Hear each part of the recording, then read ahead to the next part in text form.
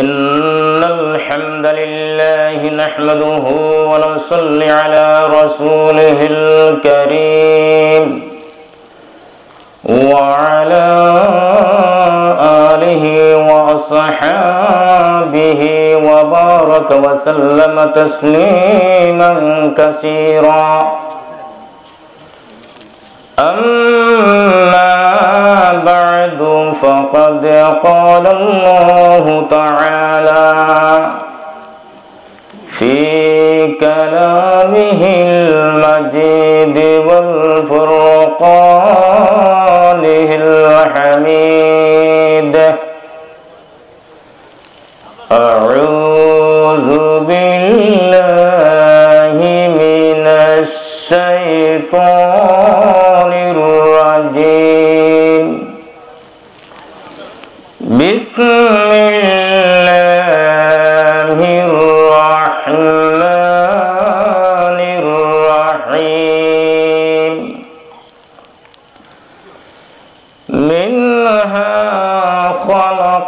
خلقناكم وفيها نعيدكم ومنها نخرجكم تارة أخرى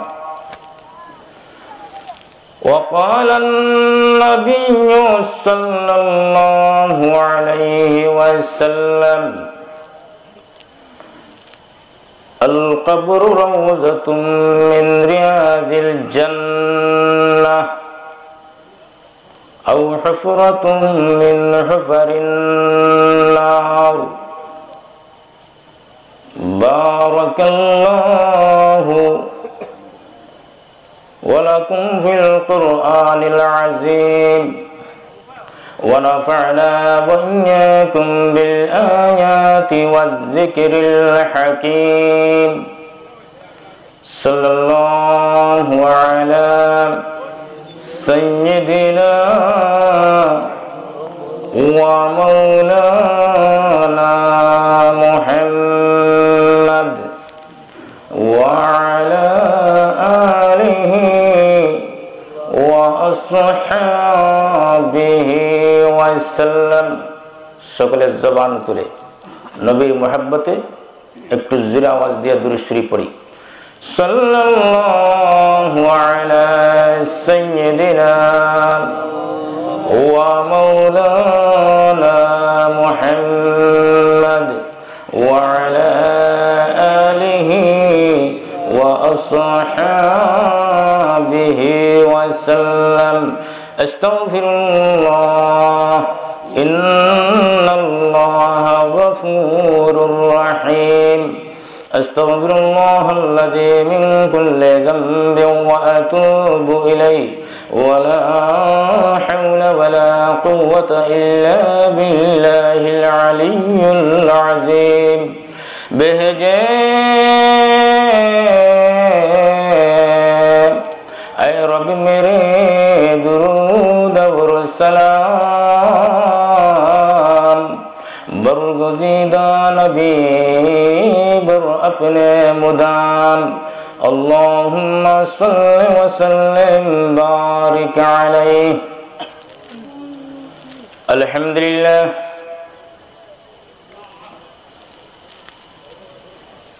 গাগুয়া মুহাম্মদিয়া ইসলামিয়া মাদ্রাসার বার্ষিক জলসার সম্মানিত সভাপতি মঞ্চে বসে আছেন হযরত উলামায়ে কিরাম এবং এই মাদ্রাসার সম্মানিত মুদিরুল মুহতারাম দামাত বারকাতুহুম সহ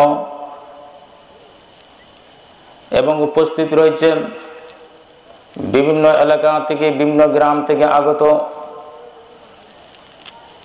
আল্লাহ প্রেমিক রসুল প্রেমিক কোরআন প্রেমিক মাদ্রাসা প্রেমিক ওলি প্রেমিক মসজিদ প্রেমিক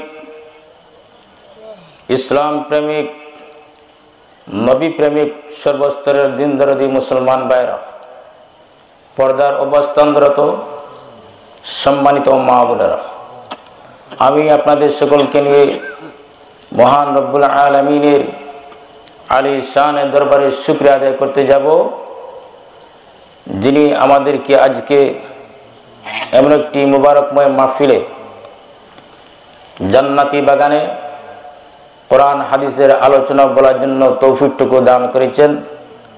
এর জন্য আমরা সকলেই দিলে অন্তর থেকেই আল্লাহ সুবহানাহু ওয়া তাআলার কালিমাতুশ শুকর সকলেই একসঙ্গে ঈমানের আবেগ নিয়ে আল্লাহ এবং রাসূলের প্রেম ভালোবাসা নিয়ে কোরআনের ভালোবাসা নিয়ে নবী সাহাবীদের ভালোবাসা নিয়ে উচ্চ সুরে উচ্চ কণ্ঠে বাতিলের বিরুদ্ধে গর্জে উঠে আল্লাহর শুকর আদায় করি। সকলে কোন আলহামদুলিল্লাহ। আর একটু জোরে বলি আলহামদুলিল্লাহ। প্রিয় ভাই সব, আপনারা সকলে জানেন আজকের এই গাগুয়া মাদ্রাসার বার্ষিক জলসা। এই মাদ্রাসা আসলে মাহফিলে আসলে আমাদের কতটুকু লাভ হবে এই বিষয় আমরা সকলে জানি। আল্লাহ পাক আমাদেরকে পরকালে নাজাত দান করবেন, যেরকম ঠিক কিনা? এই উদ্দেশ্যে আমরা এখানে সকালে এসেছি।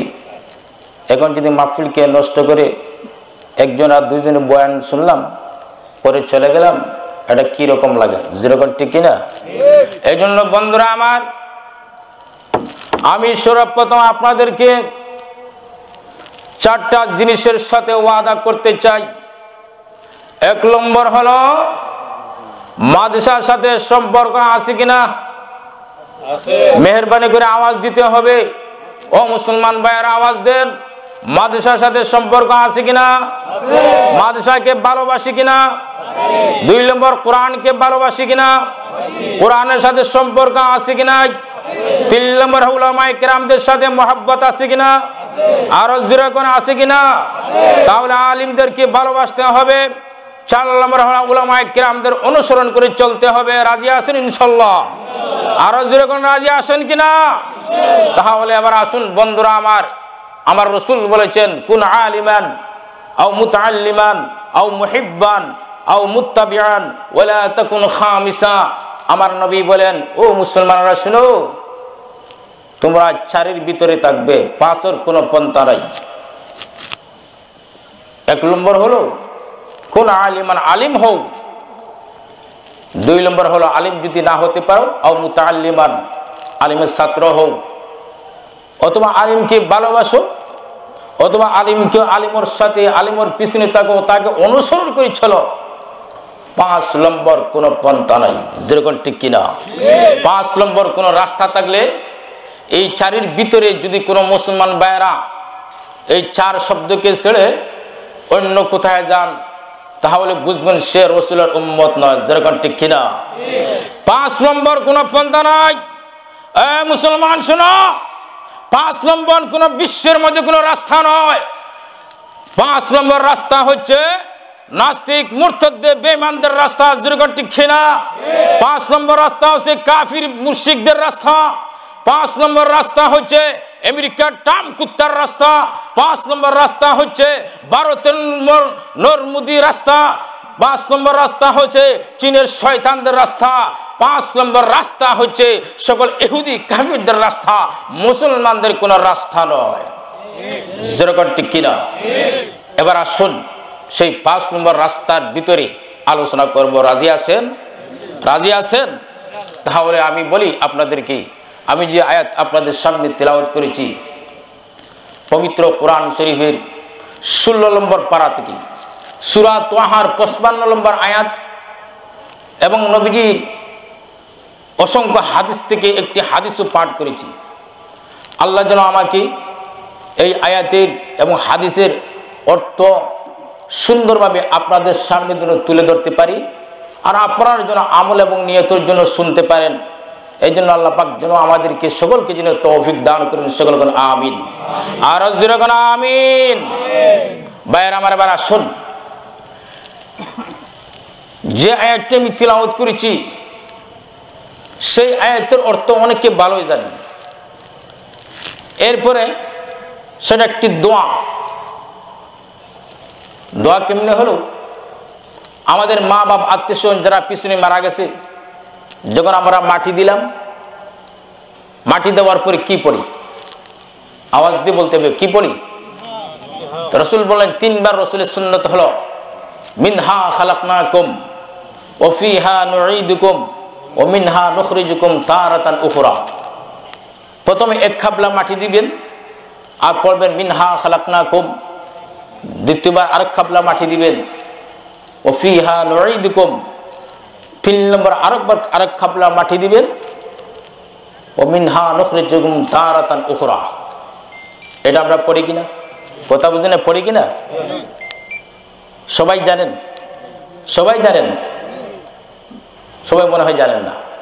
নিজের মা বাবা আত্মীয় স্বজন মারা গেলে কবরে লাশ রাখার পর, বাঁশ দেওয়ার পর তারপর কি দিতে হয়?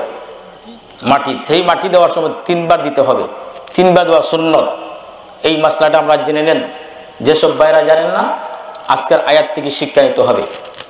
এখন আমার বন্ধুরা আসুন, সময় যেহেতু সংকীর্ণ, এই আয়াতের অর্থটি আপনাদেরকে বুঝাই দেই, তারপরে আমার আলোচনা চলে যাব। মিনহা খালাকনাকুম দেখি বুঝানি হচ্ছে।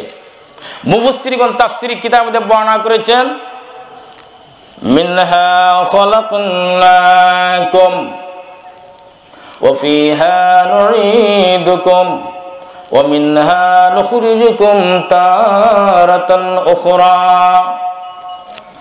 ও মুসলমান ভাইরা, ও আমার মা বোনেরা,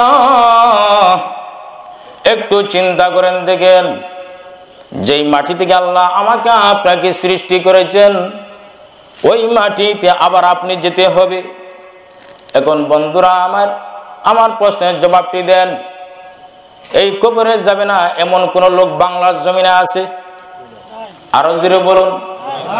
মনে হয় আপনার 5 তলা 10 তলা বিল্ডিং আছে, এই বিল্ডিং গুলি রেখে আপনি কবরে যাবেন না। আমার ভাইয়েরা, যেই মাটি থেকে আপনাকে আমাকে আল্লাহ সৃষ্টি করেছেন, ওই মাটিতে আবার আমরা যেতে হবে। এমন কোনো বন্ধু নাই, এমন কোনো ভাই নাই মাটিতে যাবে না, ওই কবরে যাবে না। দুনিয়ার সকল মানুষ কবরে যেতে হবে। ভাইরা আমার, আজ মুসলমান যারা মারতেছে, মুসলমানদের প্রতি যারা জুলুম নির্যাতন করতেছে, আমার মনে হয় আমেরিকার ট্রাম্প বদমাশ সে যাবে না খবরে। আপনারা কি বলেন? আমার ভাইয়েরা, তাহলে এবার আসুন, ভারতের মোদী এই নাস্তিক কি খবরে যাবে না? এখন একটি প্রশ্ন হলো, এই জমিনের নিচে কে যাবে না এমন কোন জিনিস আছে? মানুষ বলেন, পশু পাখি বলেন, গাছ বৃক্ষ তরু লতা পাতা সবগুলি মাটির সাথে মিশতে হবে। ইহুদি কাফিররা যদি তাদেরকে কবর দেওয়া না হয়, কিন্তু মরতে হবে, যেরকম ঠিক কিনা? মওত ছাড়া পৃথিবীর কোনো মাখলুক নাই, কোনো গাছ নাই, বৃক্ষ তরু লতা পাতা কিছু নাই। আমার আল্লাহ বলেন, ও মানুষ, আমি তোমাদেরকে সৃষ্টি করেছি, যেই মাটি থেকে সৃষ্টি করেছি ওই মাটিতে আবার যেতে হবে। গাছ বলেন, বৃক্ষ বলেন, তরু লতা পাতা সবগুলি মাটির সাথে মিশতে হবে। এই মাটি থেকে আবার আল্লাহ আপনাকে জিন্দা করবেন। যখন হযরতে ইসরাফিল আলাইহিস সালাতু ওয়াস সালাম যখন সিংহার মধ্যে ফুঁক দিবেন, তখন আপনি ওই কবর থেকে উলঙ্গ অবস্থায় আল্লাহর আরশের, আল্লাহর হাসরের সামনে যাইয়া দাঁড়াতে হবে। যেরকম ঠিক কিনা? আমার ভাইয়েরা, তাহলে এবার আসুন, এই মৃত্যুর ভয় যদি আমাদের অন্তরে থাকতো, ও মা বোনেরা একটু চিন্তা করেন, কবরের ভয়টি যদি আমার অন্তরে থাকে, তাহলে এই সমাজের মধ্যে কোনো চুরি হবে না। রাজি আছেন কোথার লোকে? কবরের বই থাকলে চুরি বন্ধ হয়ে যেত, ডাকাতি বন্ধ হতো। যেরকম ঠিক কিনা? চোর চুরি করতে পারতো না, ডাকাত ডাকাতি করতে পারতো না, ব্যবসায়ী হারাম ভাবে ব্যবসা করতে পারতো না, জিনাকুর জিনা করতে পারতো না, সুদ যে খায় সে সুদ খেতে পারতো না, গাঁজা যে খায় সে গাঁজাও খেতে পারতো না, ঘুষ যে খায় ঘুষও খেতে পারতো না, জমিনের আইল টেলাটেলি সে আইল টেলাটেলি বন্ধ করে দিয়ে দিত। আপনার বাড়ির সাথে আরেক ভাইয়ের সাথে সম্পর্ক আছে, আরেক ভাই আপনার জমিন নিয়ে গেছে, যদি তার অন্তরে কবর বয়ে থাকতো, তাহলে আপনার জমিন নিত না। যেরকম ঠিক কিনা? মুসলমান, তাহলে এবার লক্ষ্য করে দেখেন, কবর এমন একটি জিনিস, যে কবর আপনাকে আমাকে 24 ঘন্টা ডাকতে আসে। ও আমার ভাইরা, কবর এত ভয়ঙ্কর যে কবরে 24 ঘন্টা বলে আমি হচ্ছে পোকামাকড়ের ঘর। ও আমার দুনিয়ার মুসলমান, একটু চিন্তা করি। ও আমার মা বোনেরা, একটু তাকায় দেখেন কবর কি বলতেছে। আমার ভাইরা, হাদিসের মধ্যে আসছে কবর নিজে সংশোধনের জন্য, মানুষদেরকে সাবধানের জন্য বলতে আছে, আনা বাইতুল গুরফা, আনা বাইতুল গুরফা, আনা বাইতুল ওয়াহদা, আনা বাইতুত তুরাব, আনা বাইতুদ দুধ। ও আমার ভাইরা, বিশ্বনবী রাহমাতুল লিল আলামিন হাদিসের মধ্যে ঘোষণা করেছেন কবর আপনাকে আমাকে সংশোধন করার জন্য, সাবধান করার জন্য বলতে আছে। এই মুসলমান, জেনে রাখো একদিন আমার পেটের ভিতরে তুমি আসবে, তখন তোমার অবস্থা কেমন হবে জেনে রাখো। আমি হচ্ছে একটা নিঃসঙ্গ ঘর, আমার সাথে আর কারো সম্পর্ক নাই। আমি হচ্ছে একা ঘর, আমার সাথে আর কারো কোনো দ্বিতীয় ঘর নাই। আমি হচ্ছে মাটির ঘর, আমি হচ্ছে কীট পতঙ্গের ঘর, আমি হচ্ছে জাহান্নামের ঘর, আমি হচ্ছে আগুনের ঘর, আমি হচ্ছে সাপ বিচ্ছুর ঘর, আমি হচ্ছে আল্লাহর বিভিন্ন আযাবের ঘর। ও মুসলমান, একটু চিন্তা করুন, সাবধানে আসুন। এই কবরে আসতে হলে কবর সামান নিয়ে আসতে হবে, অন্য কিছু নিয়ে আসলে তোমার জন্য আমি মারহাবা দিব না। বন্ধুরা আমার, তাকায়া বলেন, একটু তাকায়া দেখেন আমার নবী কি বলতেছেন। ওই কবরের মধ্যে যখন একজন মুমিনকে দাফন করা হয়, মুমিন ব্যক্তি যখন কবরে যায়, তখন কবর তাকে বলে মারহাবা ইয়া আখি, ও আল্লাহর বান্দা, ও আমার ভাই, আপনি আমার কাছে এখন হলেন সবচাইতে প্রিয় বান্দা, এর জন্য তোমাকে আমি বিশেষ ধন্যবাদ দিলাম। তোমার জন্য আমি এমন একটি কাজ করব, এখন আমি তোমার নিজের জন্য হয়ে গেছি। আল্লাহর বান্দা, এ আল্লাহর মুমিন, এখন তোমার জন্য কবর এমন আরাম আয়োজিত হবে, এরম আয়েশের কবর হবে। ওই কবর শেষ পর্যন্ত এই কথা বলবে, এ আসমানের মালিক, ও জমিনের মালিক, এ মাবুদ, তোমার মুমিনের জন্য, তোমার বান্দার জন্য জান্নাতে বিছনা বিছায়া দাও, জান্নাতি সুঘ্রাণ পাড়াইয়া দাও। ও আল্লাহ, এই বান্দার জন্য কবরকে এইভাবে প্রশস্ত করে দাও, তার চক্ষুর সীমা যতটুকু পৌঁছে যায়, দৃষ্টি পর্যন্ত, চক্ষু দিয়ে দেখা যায় না কতটুকু যেতে আসে, তাই চক্ষুর দৃষ্টি পর্যন্ত সেই কবরকে আল্লাহ জান্নাতের বাগান পরিণত করে দিবে। আর সুবহানাল্লাহ, আওয়াজটা খুব আস্তে হইতেছে। টাকা পয়সা দেওয়ায় মনে হয় আপনারা ক্লান্ত হয়ে গেছে।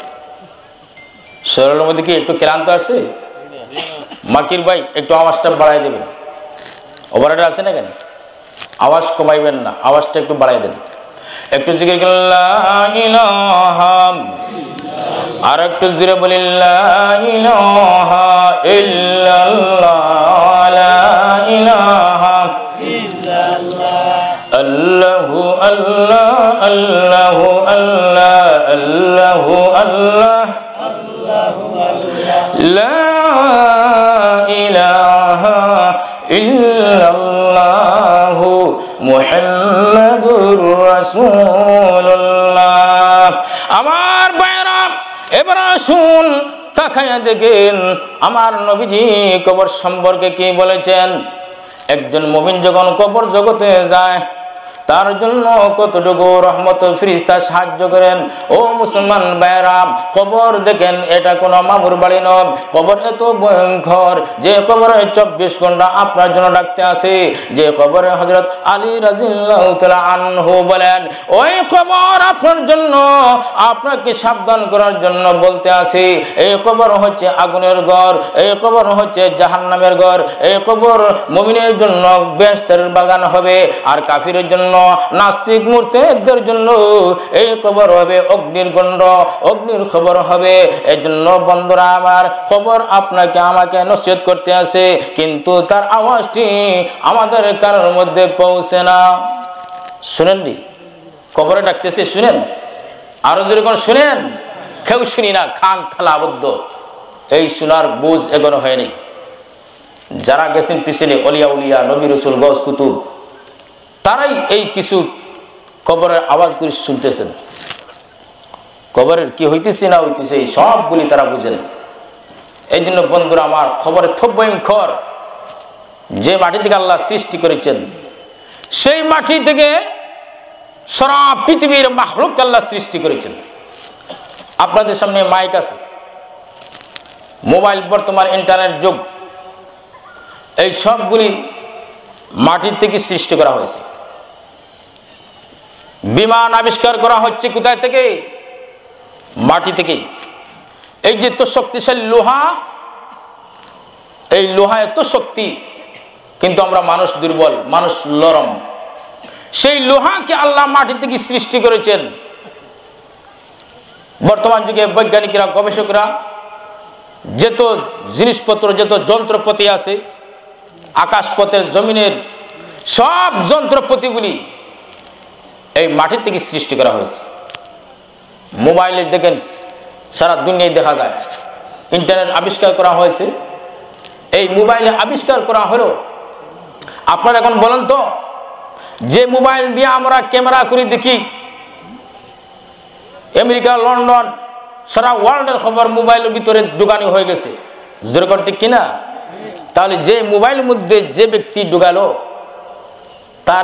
তাকে যদি আল্লাহ পাক এত জ্ঞান দিলেন, সব কিছু করতে পারে, আমার আল্লাহ কি জ্ঞান নাই?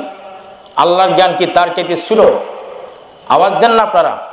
আমার আল্লাহর জ্ঞান কি ছিল? আল্লাহর ক্যামেরা কতটুকু দেখছেন? আল্লাহর ক্যামেরা দেখেন নাই। আল্লাহ বলছেন সূরা কাফের মধ্যে, আল্লাহ পাকের ক্যামেরা আছে ভাই, এই ক্যামেরার ভিতরে আমরা আছি। সারা পৃথিবী হচ্ছে আল্লাহ পাকের গোপন ক্যামেরা। জোরে সুবহানাল্লাহ। আয়াত বলবো,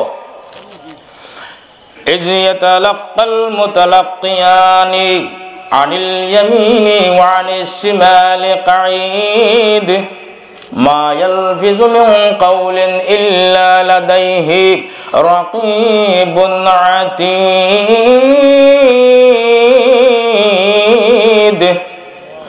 ও মুসলমান, এবার লক্ষ্য করুন, এই জমিন হচ্ছে আমাদের জন্য গোপন ক্যামেরা। এই জমিনের উপরে যে চুরি করতেছে, ডাকাতি করতেছে, জিনা করতেছে, সুদ খাইতেছে, এই জমিনের উপরে যারা মারামারি করতেছে, এই জমিনের উপরে যারা ঠকাঠকি করতেছে, এই জমিনের উপরে যারা বাড়িঘর নিয়ে মায়ের করতেছে, এই জমিনের উপরে যে সুদ খাইতেছে, বিভিন্ন হারাম ব্যবসা ঘুরে করতেছে, ও মুসলমান ভাইরা, এই সবগুলি আল্লাহর ক্যামেরার মধ্যে উঠতেছে। কিয়ামতের মাঠে যখন আপনি আল্লাহর সাথে মিথ্যা কথা বলবেন, আল্লাহ জিজ্ঞাসা করবেন, ও বান্দা, অমুক বান্দাকে তুমি হত্যা কেন করলে? ঢাকা বুড়িগঙ্গার নদীর ভিতরে লাশ মেরে ফেলেছো, বস্তা বন্দি করে মাটির নিচে দাফন করেছো, এই সবগুলো ক্যামেরা দেখানো হবে। যখন কাফিররা ও মুসলিমরা, নাস্তিক মুরতাদরা যখন আল্লাহর সাথে কথা বলবে, আল্লাহ এই সবগুলি আমি করি নাই, আমি মিথ্যা কথা বলি নাই, আমি কাউকে আঘাত করি নাই, আমি কার প্রতি জুলুম করি নাই, এই সব কথা যখন বলবে, আল্লাহ বলবেন, ও ফেরেশতারা, গোয়েন্দা ফেরেশতারা কোথায় আছো? যেই ফেরেশতাগুলি প্রত্যেক মানুষের জন্য দুইজন করে গোয়েন্দা আছেন, এই দুইজন গোয়েন্দা ফেরেশতা আপনার সাথে আছে, আমার সাথে আছে, সারা ওয়ার্ল্ডের মধ্যে সকল মাখলুকের জন্য ফেরেশতা আছে। আমার বন্ধুরা, ইহুদি কাফিররা যখন মিথ্যা কথা বলবে, আল্লাহ আমি এই গুনাহ করি নাই, আমি অমুককে হত্যা করি নাই, আমি অমুকের সাথে বিবাদ করি নাই, আমি মুসলমানদেরকে মারি নাই। ওই আমেরিকা, এই বুশে মুসলমানদেরকে মারতে আসে, ওই ট্রামে ইরানের মধ্যে এখন শুরু করছে মারামারি। অপর দিকে দেখুন তাকাইয়া ভারতের মধ্যে নরমুদি, এই শয়তান বদমাশে মুসলমানদেরকে মারতেছে। আমার ভাইয়েরা, দারুল উলুম দেওবন্দ যেই মাদ্রাসার ইতিহাস, এত প্রশস্ত ইতিহাস, এত জ্ঞানী ইতিহাস, যেই মাদ্রাসার কাছ থেকে বিশ্বর মধ্যে এই দারুল উলুম দেওবন্দ থেকে ইলম প্রচার হয়ে গেছে। আজ আপনারা ইলম পেয়েছেন, আজ আপনারা দারুল উলুম মাদ্রাসার জ্ঞান পেয়েছেন আপনাদের মাদ্রাসার মধ্যে শিক্ষা চলতে আছে সারা মাদ্রাসার হেড হচ্ছে দারুল দেওবন্দ সেই দেওবন্দ মাদ্রাসাকে এই ভারতের সরকার বন্ধ করার জন্য চতুর্দিকে পুলিশদেরকে মোতায়েন করে দিয়েছে কোরআন বন্ধ করার জন্য কোরআনে পড়া হবে না মুসলমান তোমরা কোরআন শিক্ষা করতে পারবে না ও মুসলমান তোমরা দিন শিক্ষা করতে পারবে না মুসলমান তোমাদের মাদ্রাসা বন্ধ করতে হবে ও মুসলমান তোমাদের আলিমদেরকে মারতে হবে আমার ভাইয়েরা এবার থাকাইয়া দেখেন একদিন দুই দিন বুদ্ধি করতেছে না এরা কতদিন আগ থেকে বুদ্ধি করতে আসে 1900 নয় 18 নয় 1606 খ্রিস্টাব্দ সন থেকে শুরু করে এই ব্রিটিশরা মুসলমানদেরকে মারার জন্য ওই ইংরেজরা ভারতবর্ষের যাইয়া ভারতের মাদ্রাসাকে বন্ধ করার জন্য ষড়যন্ত্র করতেছে আমার ভাইয়েরা তাকাইয়া দেখেন ওই 1861 খ্রিস্টাব্দ সন থেকে নিয়ে 1864 খ্রিস্টাব্দ সন পর্যন্ত ভারতের লক্ষ লক্ষ মাদ্রাসাগুলিকে বাংলার জন্য পায়তারা করেছে কিন্তু সেই তৎকালীন যুগে মাত্র কয়টি মাদ্রাসা ভেঙেছে 1 লক্ষ মাদ্রাসাগুলি ভেঙে ফেলেছে এরপরে দেখা গেল 3 লক্ষ কোরআন শরীফ যারা ছাই করে দিয়েছে এরপরে তাদের উদ্দেশ্য হলো একজন আলিম জমিনে থাকবে না সকল আলিমদেরকে খতম করা হবে ও মুসলমান ভাইয়েরা আপনারা কোথায় আছেন সেই তৎকালীন যুগে কাসিম নানতুবি রাহমাতুল্লাহি আলাইহি এই মাদ্রাসাগুলি সর্বপ্রথম দারুল উলুম দেওবন্দকে তিনি 1866 খ্রিস্টাব্দ সনে প্রতিষ্ঠা করেছেন আর সেখান থেকে একজন ছাত্র বের হলো হযরত শেখুল হিন্দ মাহমুদুল হাসান রহমতুল্লাহি ওই মাহমুদুল হাসান থেকে শুরু করে হযরত আশরাফ আলী তানভীর রহমতুল্লাহি হযরত মুফতি কাফেতুল্লাহ রহমতুল্লাহি হযরত ইলিয়াস রহমতুল্লাহি তাবলীগের বড় আমির ছিলেন সেই বুজুর্গরা এই দারুল দেওবন্দ থেকে বের হলেন তাদের এমন চেতনা ছিল ইলমি চেতনা তারা বেশি বেশি করে ইলম প্রচার করার জন্য চতুর্দিকে ছড়িয়ে পড়েছেন তাদের কাছ থেকে সেই মাদ্রাসা দারুল দেওবন্দের মাদ্রাসা শাখা আপনাদের এই গাজুয়া মাদ্রাসাগুলি ইসলামিয়া মাদ্রাসা প্রতিষ্ঠা হয়েছে সারা বাংলাদেশের যত মাদ্রাসা আছে সেই মাদ্রাসার শাখা হলো তার শাখাগুলি হলো দারুল দেওবন্দের একটি অংশ হলো এই মাদ্রাসা থেকে ইলম আসছে সবগুলি প্রচার হয়েছে এজন্য বন্ধুরা আমার সব ইতিহাস বলার সময় নাই একটু তাকান ও মুসলমান ভাইয়েরা আপনারা কোথায় আছেন ওই কাফিররা মাদ্রাসাগুলি বন্ধ করার জন্য ষড়যন্ত্র ইবলিসে জাল বুনেছে চতুর্দিকে ছড়িয়ে পড়েছে এই ভারতের মাদ্রাসাগুলি এখন বন্ধ করার জন্য যাদের অধীনে আপনারা এখন কোরআন পড়তেছেন আপনারা নামাজ শিখলেন কোরআন শিখলেন এখন আপনাদের মাদ্রাসার মধ্যে হাফিজি কোরআন শিক্ষা দেওয়া হচ্ছে ওই হুজুররা পড়াইতেছেন এরা কেন পড়াইতেছে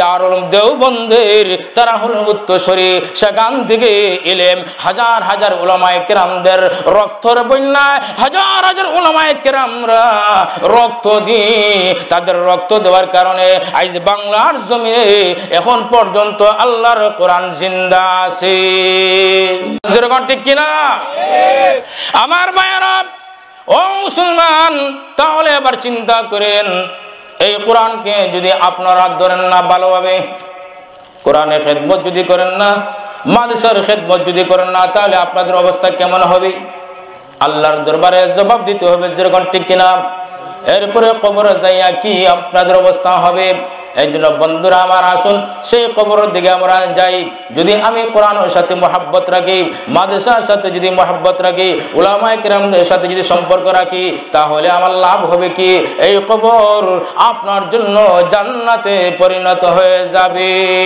আমার ভাইয়েরা এবার আসুন যে কবর একটু ভয়ঙ্কর সেই কবরের জন্য আমি কি প্রস্তুতি নিয়েছি ও মুসলমান ভাইয়েরা ও আমার মা বোনেরা একটু চিন্তা করেন যে কবর কাউকে পরোয়া করে না একটি ঘটনা বলবো নাকি কথা বুঝেন না একটি ঘটনা বলবো তাহলে আপনারা একটু হা না কইবেন ঘটনা হলো আমার ভাইরা আমার বন্ধুরা এবার আসুন তাকাইয়া দেখেন নবীজির মেয়ে হযরতে ফাতিমা রাদিয়াল্লাহু তাআলা আনহা সকলে চিনেন কিনা নাম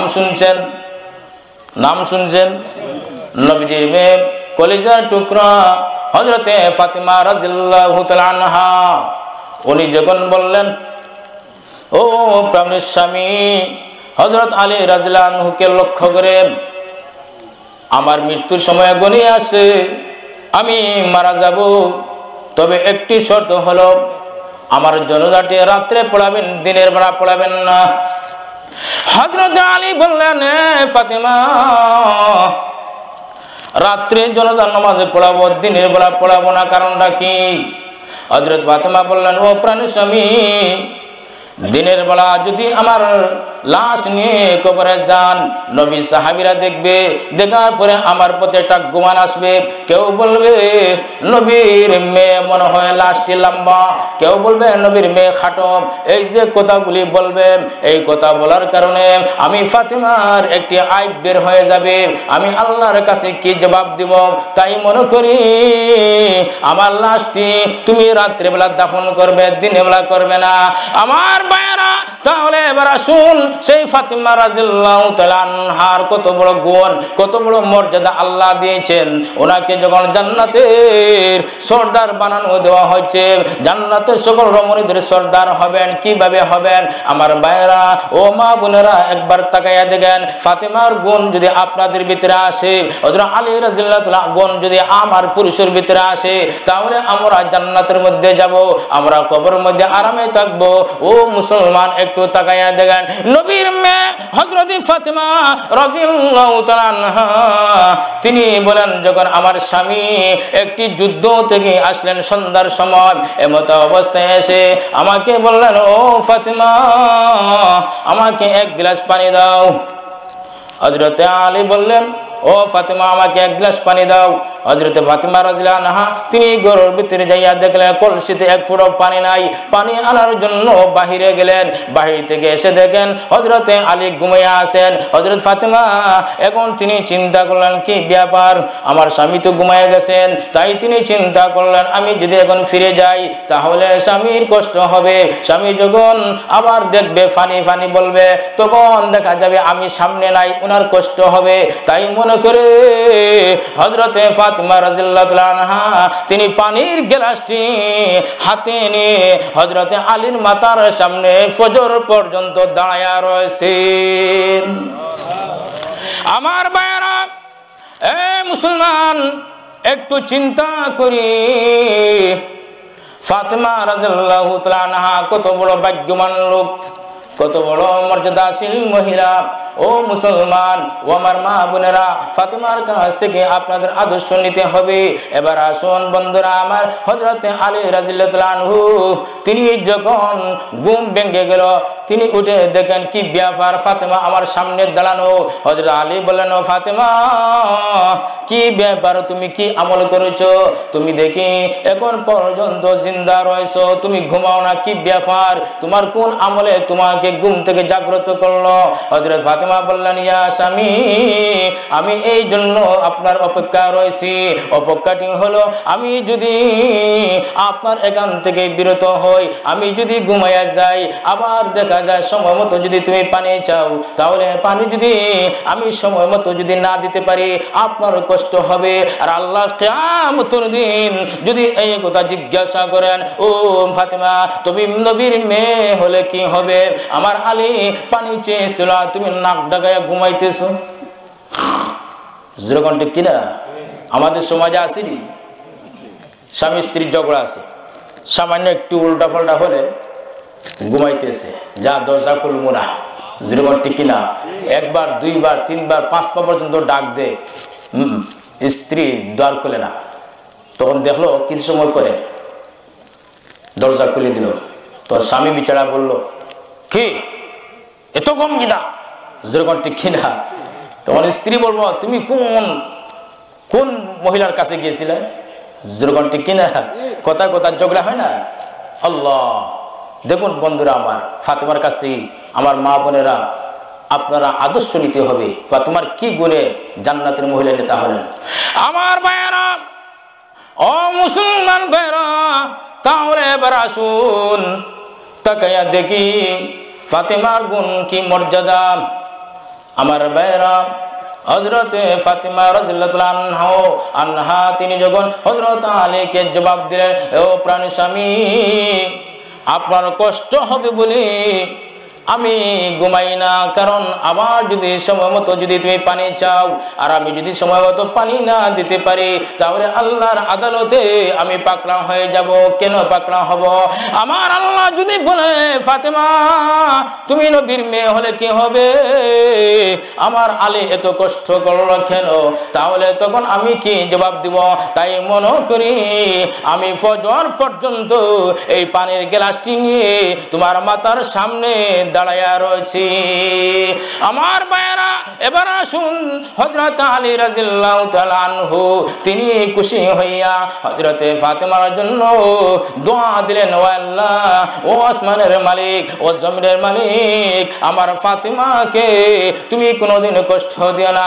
আমার ফাতেমা আমার জন্য যা করেছে আল্লাহ, আমার ফাতেমাকে তুমি মাফ করুন আর আমার ফাতেমাকে জান্নাতের সকল হুর সকল রমণীদের সর্দার বানায়া দাও। আমার ভাইয়েরা, হযরত আলী রাদিয়াল্লাহু আনহু দোয়া কবুল হয়ে গেছে। এখন হযরত আলী বললেন, ও ফাতেমা তুমি নামাজ পড়ো, আমি মসজিদে যাই। এদিকে দেখলেন নবীজি মসজিদে নববী যাচ্ছেন নামাজ পড়ার জন্য। এমন তো অবস্থা দেখা গেল জিবরিল আমিন নবীজির কাছে সালাম দেওয়ার দাঁড়াইছেন। সুবহানাল্লাহ। আমার ভাইয়েরা, বিশ্ব নবী রাহমাতুল লিল আলামিন হযরতে জিবরিল আমিনকে দেখে বললেন, কি ব্যাপার জিবরাইল, এত ভোরবেলা তুমি আসছো, মনে হয় কোনো সুসংবাদ আছে না কোনো দুঃখ সংবাদ? হযরত জিবরিল বললেন, ও বিশ্ব নবী, সংবাদ হলো আপনার কলিজার টুকরা ফাতেমার একটি সুসংবাদ নিয়ে এসেছি। সুবহানাল্লাহ। আমার ভাইয়েরা, তাহলে এবার আসুন দেখুন হযরতে জিবরাইল আলাইহিস সালাম নবীজিকে কি বলছিলেন।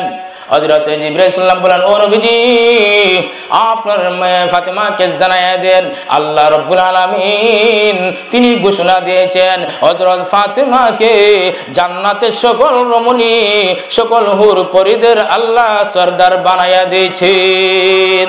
নবীজি বললেন, রে জিবরাইল, এটা কেমনে হলো আমি কি জানতে চাই, একটু আমাকে বলুন। হযরত জিবরাইল বললেন, ও নবীজি, আপনার মেয়ে হযরত আলীর এত খেদমত করেছে, যে খেদমতের কারণে হযরতে আলী এমন একটি দোয়া দিলেন, যে দোয়ার কারণে আল্লাহ সুবহানাহু ওয়া তাআলা তিনি কবুল করে নিয়েছেন।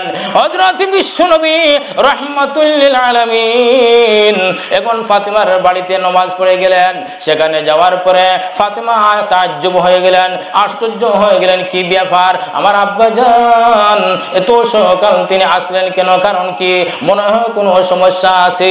হযরত ফাতেমা নবীজিকে ডাক দিয়ে বললেন, ও নবীজি, ও আব্বাজান, আপনি এত সকাল আমার বাড়িতে আসলেন কারণ রাখি, কোন বিষয়ে আসলেন? আমার নবী বললেন, ফাতেমা রে, আমি এসেছি আমি জান্নাতি মেয়ের কপাল দেখার জন্য। সুবহানাল্লাহ। আমার ভাইয়েরা, নবীজি হযরত ফাতেমাকে ডাক দিয়ে বললেন, মা, গত করল তোমার মধ্যে আর স্বামীর মধ্যে কি ঘটনা করেছে আমাকে কি বলতে পারো? হযরত ফাতেমা বললেন, ও আব্বাজান, না, এটা বলবো না। কেন বলবো না? আমার স্বামী আলী নিষেধ করেছেন, আপনার কাছে বলবো না। আমার মা বোনেরা একটু চিন্তা করেন, কেমন স্বামী স্ত্রী। ও মুসলমান, একটু চিন্তা করে সেই আলীর কাছ থেকে আমাদের স্বামীর খেদমতটুকু নিতে হবে, আর ফাতেমার কাছ থেকে মা বোনদের খেদমত নিতে হবে, তার আদর্শ নিতে হবে। আমার ভাইরা, আমার বন্ধুরা, এবার আসুন। হযরতে ফাতেমা বললেন, ইয়া আব্বাজান, আমার আলী নিষেধ করেছেন, আপনার কাছে বলবো না। নবীজি বললেন, ফাতেমা রে, তুমি যদি না বলো, কিন্তু আমাকে জিবরাইল আমিন সবগুলি বলে দিয়েছেন। সুবহানাল্লাহ। আমার ভাইয়েরা, বিশ্বনবী রাহমাতুল লিল আলামিন হযরত ফাতেমাকে এমন একটি কথা বললেন, ও ফাতেমা, তাহলে এবার শুনে রাখো, জান্নাতের মধ্যে যত মহিলাগুলি আছে হুর পরে সহ, এমনকি দুনিয়া থেকে যারা জান্নাত মহিলারা যাবে সকলের জন্য আমার আল্লাহ বলেছেন ফাতিমাতুন সাইয়্যিদাতুন নিসাই আহলিল জান্নাহ, ও ফাতেমা জান্নাতের সকল রমণীদের আমার আল্লাহ তোমাকে নেতা বানাইয়া দিয়েছেন। বাইরা আমার, এবার চিন্তা করুন ফাতেমার গুণ কতটুকু আছে, ফাতেমা রাদিয়াল্লাহু তাআলা আনহার কত মর্যাদা এবং কোন গুণে তিনি এতটুকু সম্মানিত হলো। ফাতেমা নামাজ পড়তেন, ফাতেমা পর্দা করে চলেছেন, যেরকম ঠিক কিনা? ফাতেমা কোরআন শরীফ পড়েন, ফাতেমা নামাজ পড়েন, ফাতেমা জিকির করেন। এই জন্য বাইরা আমার আসুন ও মুসলমান, একটু তাকাইয়া দেখি কবর জগতের অবস্থা, যে কবর এত ভয়ঙ্কর ছিল। হযরতে ফাতেমা ঘটনা আপনাদের মনে আসেনি? তাকে যখন রাত্রেবেলা দাফন করা হলো, হযরতে আবু যর গিফারি রাদিয়াল্লাহু আনহু হযরত ফাতেমার লাশকে দাফন করার পরে ওই কবরকে লক্ষ্য করে বলছিলেন, এ কবর শুনো, তোমার পেটের ভিতরে কাকে রেখে যাচ্ছে তুমি কি জানো? কবরের কাছ থেকে কোনো জবাব আসে না। ও আমার ভাইয়েরা, এবার চিন্তা করুন কবরের জবান আছে কিনা। কবর কত বড় শক্তিশালী, এই শক্তি আল্লাহ তাকে দিয়েছেন। এই জন্য বন্ধুরা আমার, ওই কবরের দিকে আমাদের দিল নিতে হবে। কবরকে যদি আমরা স্মরণ করি, দুনিয়ার সকল গুনাহ, সকল পাপাচার কাজ সব বন্ধ হয়ে যাবে। কোনোদিন আপনি গুনাহ করতে পারবেন না, কবর এত ভয়ঙ্কর। এই জন্য আসুন ওই সাহাবী আবু যর গিফারি রাদিয়াল্লাহু আনহু হযরতে ফাতেমার লাশ রাখার পর তিনি যখন কবরকে সম্বোধন করে বললেন, ও কবর, তোমার পেটের ভিতরে কাকে রেখে যাচ্ছে তুমি কি জানো নি? তিনি হচ্ছেন জান্নাতের দুইজন যুবক নেতার মা হাসান হুসাইনের কবরদার কবর। ফাতেমার সাথে তুমি বেয়াদবি করবে না। আমার ভাইরা, হযরত আবু যর গিফারি প্রথমে বললেন একবার, দ্বিতীয়বার আবার বললেন, এ কবর শুনো, তোমার ভিতরে কাকে রেখে যাওয়া হচ্ছে তুমি কি জানো নি? তিনি হচ্ছেন হযরত আলী রাদিয়াল্লাহু তাআলা আনহুর স্ত্রী। ও কবর, তুমি আলী ফাতেমার সাথে কোনো বেয়াদবি করবে না। আমার ভাইরা, কবরতে কোনো উত্তর আসে না। 3 নম্বরে হযরত আবু যর গিফারি আবার বললেন, ও কবর, তোমার পেটের ভিতরে কাকে রেখে যাচ্ছে তুমি কি জানো নি? যার উসিলায় तमाम পৃথিবীকে আল্লাহ সৃষ্টি করেছেন, যার তো সম্মান আল্লাহর পরে সবচেয়ে বেশি মর্যাদা, সেই বিশ্বনবী রহমাতুল লিল আলামিনের কলিজার টুকরাকে তোমার পেটের ভিতরে রেখে যাচ্ছি। কবরদার কবর, ফাতেমার সাথে বেয়াদবি করবে না। আমার ভাইরা, সঙ্গে সঙ্গে এবার কবর থেকে আওয়াজ আসলো। কবরের জবান আল্লাহ খুলে দিয়েছেন। কবর ডাক দিয়ে বলে, আরে আবু যর গিফারি, তুমি কি বলতেছো? তুমি বলতেছো হাসান হোসেনের মাকে রেখে যাচ্ছ, তুমি বলতেছো আলীর স্ত্রীকে রেখে যাচ্ছি, তুমি বলতেছো হযরত বিশ্বনবী রহমাতুল লিল আলামিনের কন্যাকে রেখে যাচ্ছ। এ আবু যর শুনো, আমি আলীকে চিনি না, আমি আলীর স্ত্রীকেও চিনি না, আমি হাসান হোসেনের মাকে চিনি না, আমি বিশ্বনবী রহমাতুল লিল আলামিনের কন্যা ফাতেমাকে চিনি না। আমি একমাত্র চিনি আমল যদি ভালো হয় তাহলে তার সাথে আমি ভালো ব্যবহার করব, আর যদি আমল খারাপ হয় তার সাথে আমি খারাপ ব্যবহার করব। এই জন্য বন্ধুরা আমার, এই কবর এত ভয়ঙ্কর যে কবরে কোনো মানুষকে চিনে না, একমাত্র সে আল্লাহর কোরআন আর হাদিস যদি তোমার অন্তর থাকে, যদি তুমি নামাজি হও, যদি তুমি কোরআনের খেদমত করে যেতে চাও, যদি তুমি বেশি বেশি করে মাদ্রাসার খেদমত করো, আলিম উলামার তাজিম করো, সৎ পথে থাকতে পারো, গুনাহ পাপাচার কাজ থেকে যদি বিরত থাকতে পারো, তাহলে ওই কবর তোমার জন্য ভালো ব্যবহার করবে। আমার মায়েরা, তাহলে এবার আসুন, যে কবর এত ভয়ঙ্কর, সেই কবরের ভিতরে সারা দুনিয়ার মানুষ যেতে হবে। এমন কোনো ব্যক্তি নাই যে আমি কবরে যাব না। কেউ আছে? কথা বুঝেন নাই? এই জন্য ভাইরা আমার আল্লাহ ডাক দিয়েছেন, মিনহা খালাকনাকুম ওয়া ফিহা নুঈদুকুম ওয়া মিনহা নুখরিজুকুম তারাতান উখরা। আমার ভাইরা এবার আসুন, আল্লাহ বলেছেন ও দুনিয়ার মানুষ, দুনিয়ায় দেই নাই তোমাদেরকে আজীবন থাকার জন্য, এই দুনিয়ায় থেকে একদিন কবরে যেতে হবে, এই জন্য কবরে সামান তৈরি করতে হবে। আমার ভাইরা কবরে আযাব কেমনে মাফ হবে? আজ দুনিয়ার মুসলমান বিভিন্ন লোভ লালসার মধ্যে পড়ে আছে। আমার মা বোনেরা পর্দা করেন নাই। এখন দেখা যায় বর্তমান সমাজে ইউনিভার্সিটি কলেজের মেয়েরা, সিলেট বলেন আর ঢাকা বলেন, সারা বিশ্বের মধ্যে মুসলমানের মেয়ে চেনা যায় না, কোনটা মুসলমানের মেয়ে কোনটা দেখা যায় না, কোনটা কাফিরের মেয়ে, সব সমান হয়ে গেছে।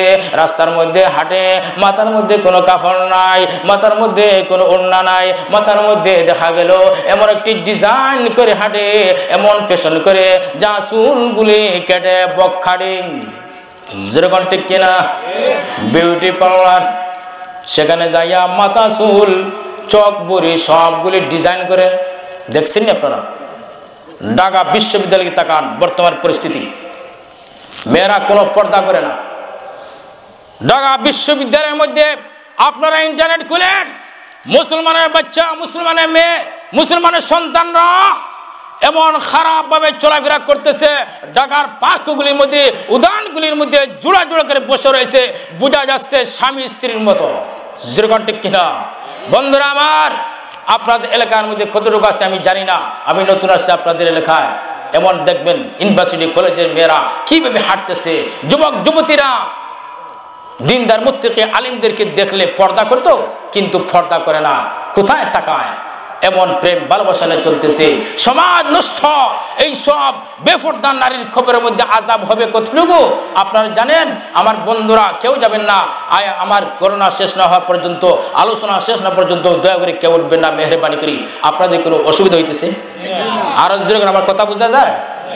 আমার কথা বোঝা যায়? আরো জোরে করে বোঝা যায় কিনা?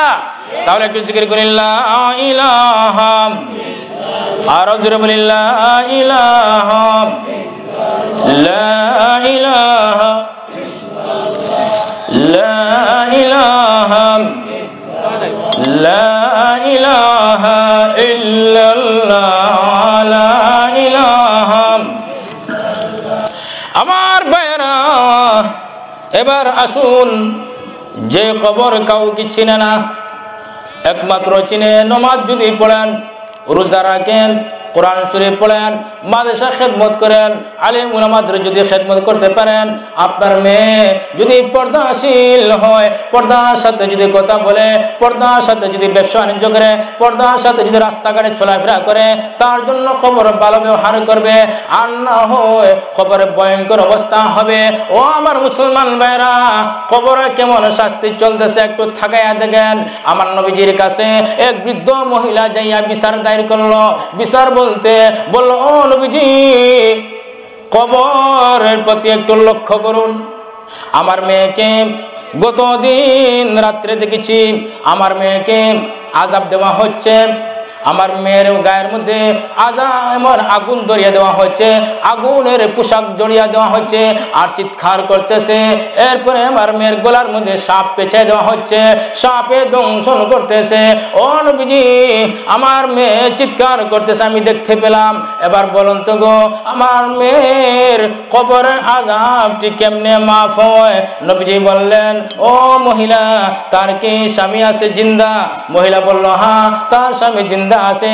তাহলে তার কাছে যাইয়া পানা চাও, তার কাছে যাইয়া মাফ চাও, কারণ তোমার স্বামী, তোমার মেয়ের স্বামীরা তার প্রতি নারাজ, তার প্রতি নারাজ থাকার কারণে সেই মেয়ের কবরের মধ্যে আগুন লাগতেছে, সেই মেয়ের কবরের মধ্যে সাপে দংশন করতেছেন। এই জন্য ওই স্বামীকে বলো তার স্ত্রীকে মাফ দেওয়ার জন্য।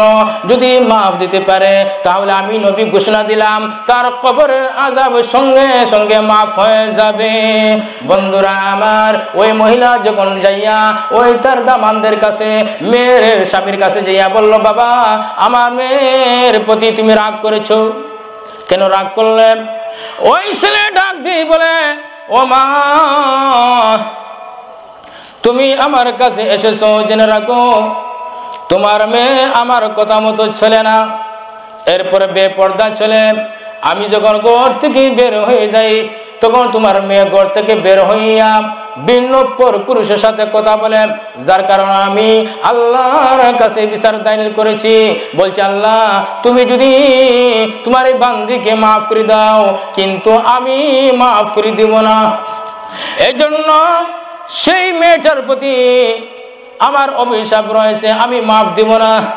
মহিলা আবার নবীজির দরবারে যাইয়া বলল, ইয়া রাসূলুল্লাহ হাবিবাল্লাহ, এই ছেলে তো বলতেছে সে আমার মেয়েকে মাফ করিয়ে দিবে না, এখন কি করা যায়? নবীজি বললেন, ও আল্লাহর বান্দা, তুমি আমার সাথে ওয়াদা রক্ষিত হও। আমি ওয়াদা করে নিলাম, তুমি যদি এই মেয়েটাকে মাফ করে দাও, তাহলে আমি রাসূল ঘোষণা দিলাম তোমাকে নিয়ে আমি জান্নাতে প্রবেশ করব। বন্ধুরা আমার, এই কথা বলার সঙ্গে সঙ্গে ওই লোকটি মাফ করে দিয়েছে। আল্লাহ আমার মেয়েকে কবর আযাব দিবে না, সঙ্গে সঙ্গে কবরের আযাব মাফ হয়ে গেছে। আমার ভাইরা, তাহলে এবার চিন্তা করুন, কবরের মধ্যে বেপরদা নারীর শাস্তি হবে, বেপরদা নারীর আযাব হবে। এই বেপরদা নারী যুবতী আর যুবকরা, তোমরা যদি কোরআন মানো না, হাদিস মানো না, তাহলে তোমাদেরকে এইভাবে শাস্তি দেওয়া হবে। কবর তো ভয়ঙ্কর, কবর কাউকে চিনে না। আমার রাসূল ঘোষণা করেছেন, বেপরদা নারীর কবরের মধ্যে 70টি বিষাক্ত সাপ দেওয়া হবে। এক একটা সাপ থাকবে হাত পাওয়ালা, ভয়ঙ্কর হাত পাওয়ালা, যে সাপগুলি এমন লম্বা নখ থাকবে, একবারে দেখা গেল আমার নবী বলেন সেই সাপগুলি হবে খেজুর গাছের মতো লম্বা লম্বা, সেই সাপগুলি হবে উটের গাড়ির মতো লম্বা গাড় নিয়ে বিশিষ্ট সাপগুলি। এত ভয়ঙ্কর সাপ থাকবে যে সাপগুলি একবার যখন দংশন করবে, করার সঙ্গে সঙ্গে দেখা গেল ওই লোকটি যার প্রতি দংশন করবে, যাকে কামড় দিবে, সে সাপের কামড় কারণে মাটির নিচে 70 গজ পর্যন্ত ডাবিয়ে যাবে। আমার ভাইরা, এত ভয়ঙ্কর সেই সাপের কামড় থেকে বাঁচার জন্য আমার নবী বললেন, সাহাবীরা তোমাদের পরিবারকে সম্বোধন করো, তারা যেন সতর্কভাবে চলে, তারা যেন সাবধানতা অবলম্বন করে। এই কবর তো ভয়ঙ্কর, কবর কাউকে চেনে না, আমি নবীকেও চেনে না, কোনো নবী গোস কুতুবকেও চেনে না।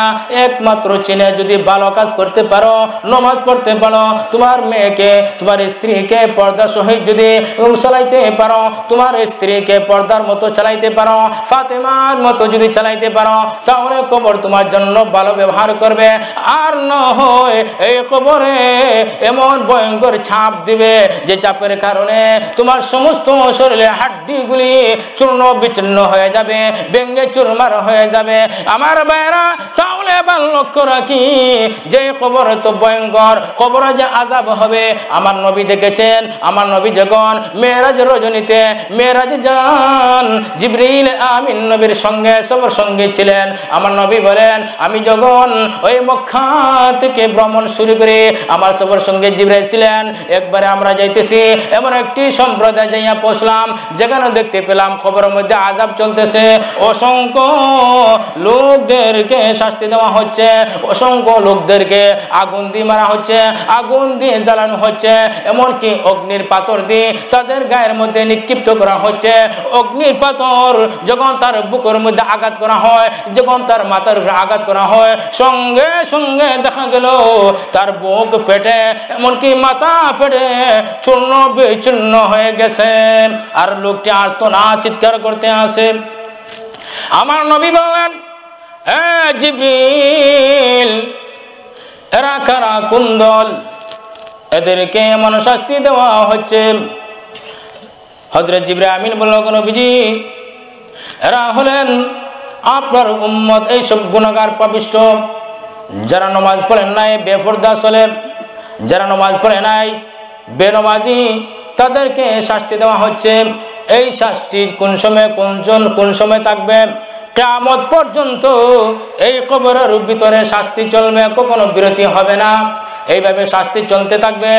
আমার নবী বলেন, বুঝতে পারলাম আবার যখন যাত্রা শুরু করলেন আরেকটি সম্প্রদায় যাইয়া পৌঁছলেন সেখানে দেখতে পেলেন আরেক দল লোকদেরকে এমনভাবে আযাব দেওয়া হচ্ছে আগুনের পোশাক তাদের গায়ের মধ্যে জড়ানো হচ্ছে আর আগুন দিয়ে জ্বালানো হচ্ছে তাদের মুখের মধ্যে আগুন দেওয়া হচ্ছে তাদের শরমগার দিকে আগুন লাগানো হচ্ছে আর তারা চিৎকার করতে আসে এরপরে দেখলে উলঙ্গ অবস্থায় নারী পুরুষদেরকে শাস্তি দেওয়া হচ্ছে আমার নবী বলেন জিবরাইল এরা কারা তাদেরকে মন শাস্তি দেওয়া হচ্ছে হযরত জিবরাইল সাল্লাম বললেন ইয়া রাসূলুল্লাহ ইয়া হাবিবাল্লাহ আপনার পাপিষ্ঠ উম্মতগুলি এই জিনাকুর মানুষ এরা হচ্ছে বেবিচারী নারী আর পুরুষেরা জমিনে তারা জিনা করেছে তাদের কাছে হালাল পুরুষ ছিল হালাল স্বামী ছিল সে স্বামীকে ছেড়ে পর নারীর কাছে চলে গেছে আর স্ত্রী নিজের স্বামীকে ছেড়ে অন্য পর পুরুষ কাছে গিয়েছিল যার কারণে আল্লাহ রাব্বুল আলামিন তাদেরকে এইভাবে শাস্তি দিচ্ছেন আমার রাসূল বলেন আস্তাগফিরুল্লাহ আল্লাহ তুমি মাফ করুন আমার ভাইরা তাহলে এবার শিক্ষা নিতে হবে এইসব খবরের মধ্যে আযাব হইতেছে কিনা কথা বুঝেন নাই কবরে আযাব আছে কিনা বাইরা আমার তাহলে আবার সাক্ষী হলো আমার নবী মেরাজের রজনীতে আল্লাহ তাকে আলম জগতের বর্জক জগতের সব শাস্তিগুলো দেখাই দিলেন যে কবরের মধ্যে আযাব হবে ও মা বোনেরা তোমরা একটু সাবধানে থাকো কবরে ভয়ঙ্কর আযাব হবে এই জন্য বন্ধুরা আমার এবার আসুন বিশ্ব নবী রাহমাতুল লিল আলামিন বললেন যে কবরের মধ্যে কার জন্য হবে জান্নাত সমূহের একটি ঘর জান্নাতের বাগান থেকে একটি ঘর হবে আর কারোর জন্য জাহান্নামের গর্ত হবে আমার নবী বলেন আল কবরু রাউযাতুম মিন রিয়াজিল জান্নাহ আও হুফরাতুম মিন হুফারিন নার আমার নবী বলেন ও দুনিয়ার মুসলমান কবরকে তোমরা জান্নাতের বাগান বানাও কবরকে তোমরা জাহান্নামের গর্ত বানাইও না কবর তো ভয়ঙ্কর ও দুনিয়ার মুসলমান মা বোনেরা কবরের প্রতি লক্ষ্য রাখতে হবে কবরের প্রতি যদি আমরা লক্ষ্য করি কবরের আযাব থেকে যদি বাঁচতে চান তাহলে 4টি আমল করতে হবে কয়টি আমল কথা বুঝেননি কয়টি আমল 4টি আমল করতে হবে নবীজি সাহাবী হযরত আব্দুল্লাহ ইবনে মাসউদ রাদিয়াল্লাহু তাআলা আনহু বলেন হযরত আব্দুল্লাহ ইবনে আব্বাস রাদিয়াল্লাহু আনহু বলেন ওই 4টি কথার ভিতরে যদি কোনো মানুষ থাকে তাকে কবর আযাব দিবে না 1 নম্বর হলো 5 ওয়াক্ত নামাজ পড়তে হবে 5 ওয়াক্ত নামাজ যখন আযান হয়ে যাবে 5 ওয়াক্ত নামাজ পড়তে হবে 5 ওয়াক্ত নামাজ আপনারা নামাজ কত পড়েন কথা বুঝেন নি কয়েক তো অনেকে নামাজ পড়েন না নামাজের টাইম হলে দেখবেন গড়ির টাইম হয়ে গেছে এদিক সেদিক তাড়াতাড়ি উলট পালট হয়ে যায় জোরগড় 1 নম্বর হলো নামাজকে যদি সঠিক মতো আদায় করেন কবর আযাব থেকে রক্ষা পাবেন 2 নম্বর হলো কোরআন শরীফ তেলাওয়াত করুন কোরআন শরীফ পড়েননি বুঝি না কোরআন শরীফ পড়েন তাহলে প্রতিদিন কোরআন শরীফ পড়তে হবে কোরআনকে সাথে বানাইতে হবে 3 নম্বর হলো আপনি বেশি বেশি করে নামাজ পড়তে হবে তাহাজ্জুদ নামাজ পড়ুন জিকির আজকার করুন 3 নম্বর হলো তাসবিহ তেলাওয়াত করুন বেশি বেশি করে তাসবিহ তেলাওয়াত করতে হবে যদি তাই করতে পারেন তাহলে কবর আযাব থেকে মুক্তি পাবেন আমার ভাইরা তাহলে এবার আসুন কবর আযাব থেকে মুক্তির জন্য এই সবগুলো যদি আমি আদায় করি মা বোনেরা আপনারা এই কবর আযাব থেকে মুক্তি যদি চান তাহলে নামাজ পড়তে হবে 5 ওয়াক্ত রেগুলার 2 নম্বর কি করেন কোরআন শরীফ তেলাওয়াত করুন এরপরে আপনি তাসবিহ তেলাওয়াত করুন জিকির আজকার করুন সত্যর উপরে থাকতে হবে পর্দার সহিত থাকতে হবে বেগানা অবস্থা আপনি বের হতে পারবেন না স্বামীর ইজাজত নিতে হবে স্বামীর কথা মতো চলতে হবে যেখানে সেখানে যেতে পারবেন না আমার ভাইরা তাহলে এবার আসুন বিশ্বনবী রাহমাতুল আলামিন বলেছেন ইকরাউল কুরআন ফাইন্নাহু ইয়াতি ইয়াউমাল কিয়ামাতি শাফিআল লিআসহাবি আমার নবী বলেন তোমরা কোরআনকে সাথী বানাও কবরের বন্ধু বানাও যখন তুমি মারা যাবে কবর যাওয়ার পরে সেই কোরআন শরীফ তোমার জন্য সুপারিশ করবে রোজাকে সঠিক মতো আদায় করো রোজা তোমার জন্য সুপারিশ করবে নামাজকে সঠিক মতো আদায় করো নামাজ তোমার জন্য সুপারিশ করবে সদকা দাও মাদ্রাসার মধ্যে সদকা করো সদকা তোমার জন্য সুপারিশ করবে আমার ভাইয়েরা এই জন্য এই সবগুলি সঠিক মতো চলতে হবে যদি সঠিক মতো আমি জমিনে খেদমত করে আল্লাহর ঘর মাদ্রাসা, ওই মাদ্রাসা যদি দান সদকা করেন তাহলে কবরের মধ্যে ওই সদকা কবরের আযাব থেকে আপনাকে মুক্তি দিবেন। এই জন্য বন্ধুরা আমার